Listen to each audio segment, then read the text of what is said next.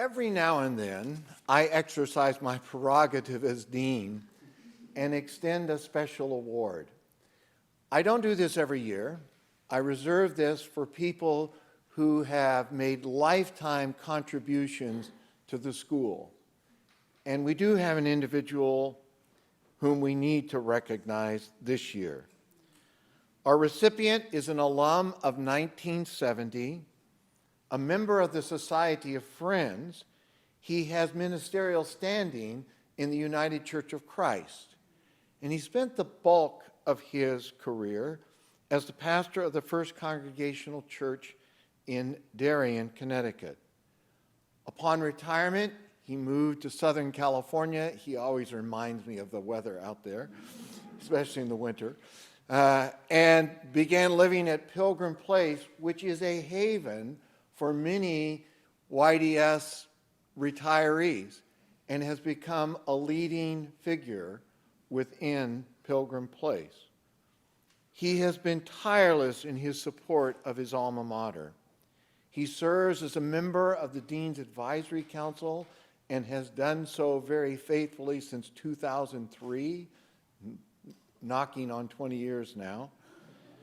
He was the key figure, or one of the key figures, in his 50-year class reunion in driving the class towards a goal and an accomplishment of raising $78,000 for a scholarship. He has been on the Bicentennial Planning Committee for this year, and something that probably none of you could possibly know, he helped to negotiate a very delicate matter when an alum at Pilgrim Place died with, let's just say, a will that was a bit confused, and helped me in my negotiations with Pilgrim Place. Not only that, he has a special gift. He's an artist, and he loves to doodle. And when you look at the new book that tells our 200-year history, open the inside cover and the back inside cover, and you will see his sketches of different parts of YDS. We proudly put those in the book. But he and his wife, even though not with great resources, have been unbelievably generous to the school. He and she have started their own endowed scholarship fund.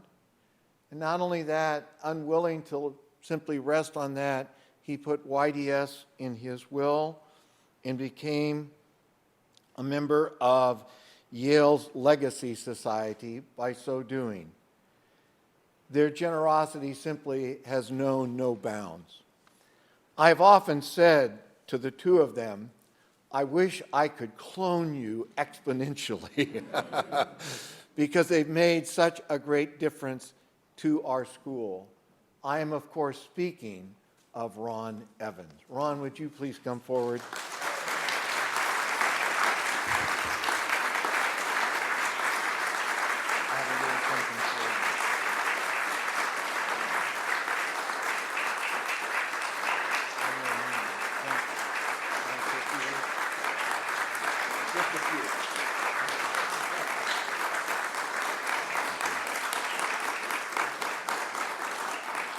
Dean Sterling, friends, I'm as grateful as I am mystified that this honor should come to me, and I feel that I may have elbowed my way to the head of the line. Nonetheless, I thank you for this. Janet and I make no apology whatsoever for our devotion to this place and to the long and strong affections that we have for faculty and students and staff that we've met along the way.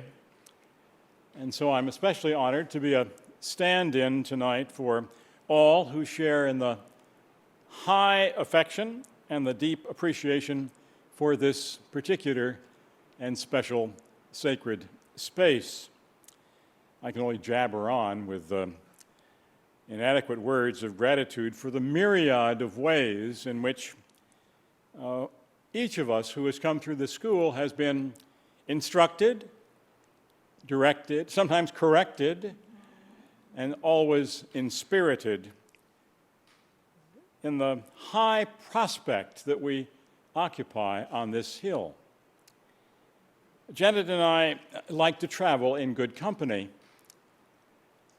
And this home of learning, this farm of affirming of faith, this uncommon community as it is, has been for me, as for so many others, a launch pad for personal and for professional life endeavors and journeys which a Connecticut orphan farm boy learned early that he only needed one talent, and he discovered it, and that was whom to admire and to want to travel in the stardust wake of their brilliance.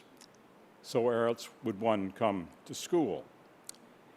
There are, of course, luminaries and stars in every endeavor, no exception here, but this week we celebrate the beginning, where we begin the celebrations of the 200 years, and so we mark the names and the fames, of course, of deep thought and staggering lengths of useful scholarship and selfless service. Yet on this particular high-vantaged hill of long, long perspectives, there are no stars.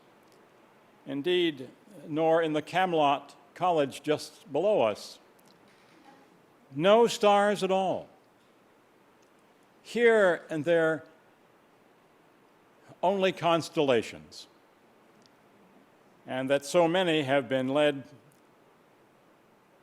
to bring to us a greater light, I am grateful for their unextinguishable light to follow, and thank you very much for the privilege of being able to be amongst you here. Thank you very much.